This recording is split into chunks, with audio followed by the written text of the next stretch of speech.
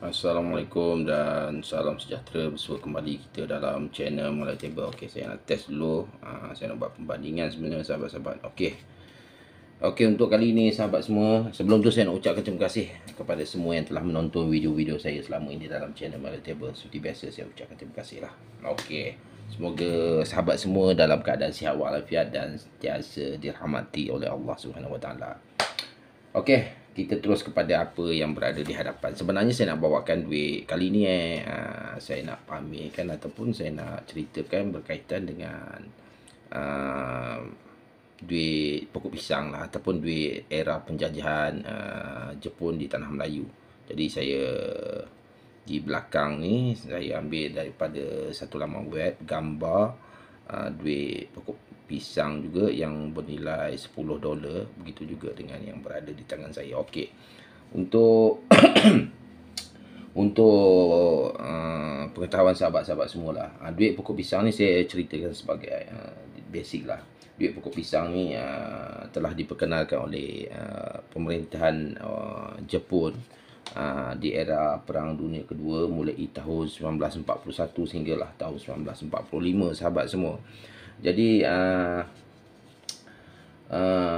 untuk tukaran duit ini sebenarnya dalam nilainya pada tahun-tahun di awal penaklukan Jepun ke atas tanah Melayu, nilai bagi duit-duit ini adalah sama dari segi nilaian dolar yang pernah digunakan oleh penduduk tanah Melayu ketika itu, dolar British. Sekitaran tukarannya adalah untuk $1 duit duit Jepun adalah bersamaan dengan $1 duit British lah pada waktu itu. Begitu juga dengan $5 dan $10 yang seperti yang berada di tangan saya ni. Okey, bagi duit-duit ini sahabat semua, sebenarnya mata wang ini saya secara ringkas ya, saya nak terus pergi, nanti saya nak cerita pasal pasal dia punya harga lah, harga jualan lah dalam dunia numismatik. Mata wang Jepun ni sebenarnya telah mulai diperkenalkan pada tahun 41, tetapi untuk tahun 41 sahabat semua, seperti yang berada di hadapan kamera sekarang, apabila dia dikeluarkan pada di awal-awal pengeluarannya, ianya telah dibawa daripada Jepun sendiri sahabat semua. Dia untuk tahun 41 dia menggunakan prefix MA dan MB. Jadi bermakna MA ni adalah makna daripada situ, ataupun bermakna daripada M tu adalah Malaya ataupun Merai, tak silap Merai. Itu bahasa Jepun lah, mungkin saya dari pembacaan saya. Jadi untuk siri-siri number yang terpapar macam ni adalah keluaran awal yang telah dicetak oleh pihak Jepun untuk kegunaan di tanah Melayu lah, di Asia Tenggara, terutamanya di Burma dan juga tu. Tetapi untuk siri-siri untuk di Burma dan di negara-negara lain seperti Indonesia, dia mempunyai lain nombor siri. Saya pun agak terlupa lah, tapi saya lebih tumpukan kepada apa yang berada di negara kita. Macam contoh, macam yang di tangan saya ni, dia MP tetapi tidak mempunyai siri number. Jadi untuk awal-awalan pada tahun 1941, semuanya adalah mempunyai nombor siri dengan prefix MA dan MB. Tetapi dari pembacaan saya, untuk MB hanya telah ditemui sebanyak 4 keping dari pembacaan lah, dari pembacaan di blog-blog yang saya telah baca, tapi saya tak sure lah. Tetapi untuk MA juga hanya beberapa keping ditemui lah. Saya pun tak sure berapa, tetapi dari pembacaan saya pun dah terlupa. Tetapi seperti yang berada di hadapan ni, dia mempunyai nombor siri lah.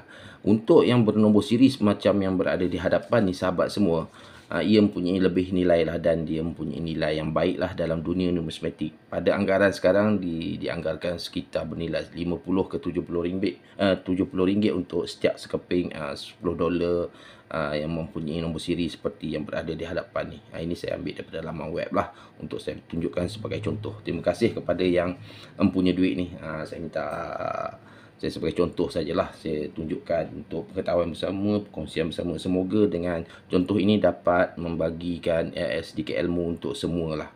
Semoga pahalanya mengalir jugalah kepada sahabat kita ni atas dia punya gambar yang telah dia kongsikan di dalam Google lah. Saya ambil ni sebagai contoh. Okey. Mata wang ini dicetak oleh sebuah syarikat daripada Jepun, iaitu Yokohama Spice Bank. Untuk siri duit-duit ni, untuk tanah Melayu ni, dia berdasarkan kepada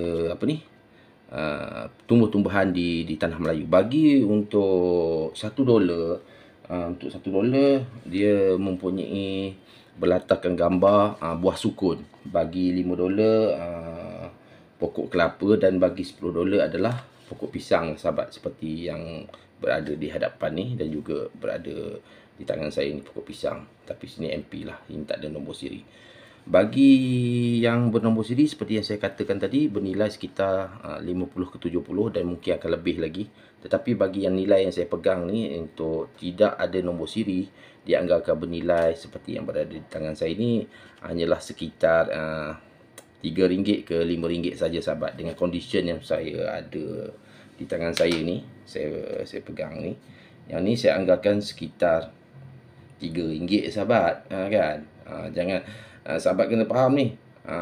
Jangan kadang-kadang ada orang nak jual RM20, RM50, RM100, itu semua mengarut, sahabat semua. Sebenarnya harga dia memang murah lah, sebab kualiti duit dia pun sebenarnya dicetak dengan sewenang-wenangnya oleh pihak Jepun, sehingga kan inflasi terjadi, jatuhan nilai mata wang terjadi bagi penggunaan duit Jepun ni. Jadi apabila perang semakin membesar, ekonomi semakin ditekan waktu peperangan tersebut, jadi pihak Jepun telah mencetak duit ni dengan sewenang-wenangnya untuk dia gunakan untuk upah, untuk segala-galanya dalam tukaran-tukaran wang tanpa dikawal selia dalam sistem ekonomi yang betul. Dan makanya duit ini sebenarnya sehingga di satu tahap dikatakan tidak bernilai, dan cetakan-cetakan ataupun duit-duit yang dikeluarkan ini hanyalah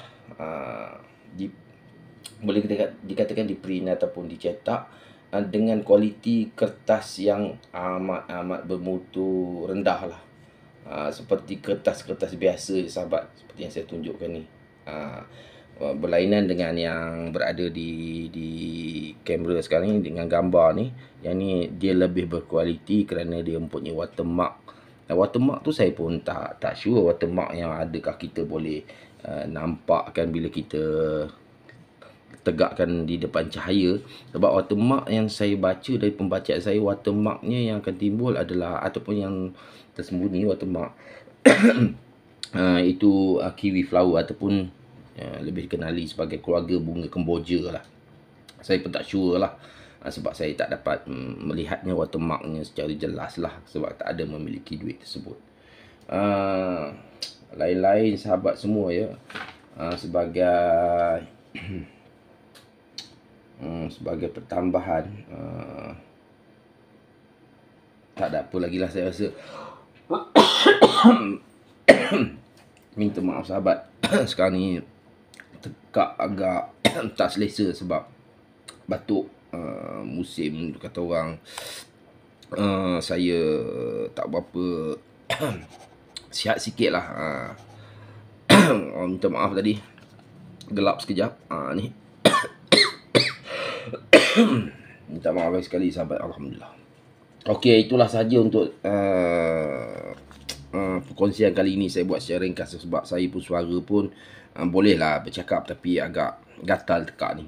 Untuk lagi sekali saya jelaskan, mata wang ini dikeluarkan pada tahun 1941 untuk yang bernombor siri, dan mulai tahun 1942 di era Perang Dunia Kedua dia bernombor siri, dengan seterusnya selepas MA dan MAB yang mempunyai nombor siri. Lepas tu teruslah MC, MD tidak mempunyai nombor siri lagi, hanya sepengetahuan yang telah tercatat dalam pembacaan-pembacaan ataupun perkongsian-perkongsian bersama lah.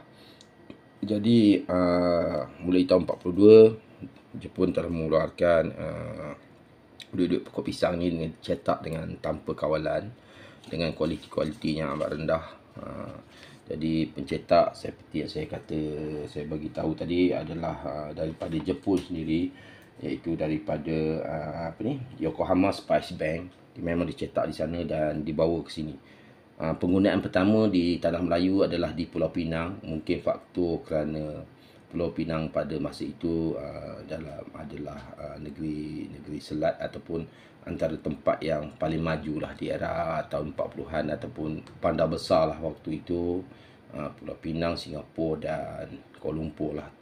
Jadi faktor itu menyebabkan Pulau Pinang mendapat penggunaannya yang pertama. Nilai tukaran seperti saya beritahu, $10 Jepun adalah bersamaan dengan $10 British pada mulanya, tetapi terus merudum jatuh di era selepas tahun 42 tersebut.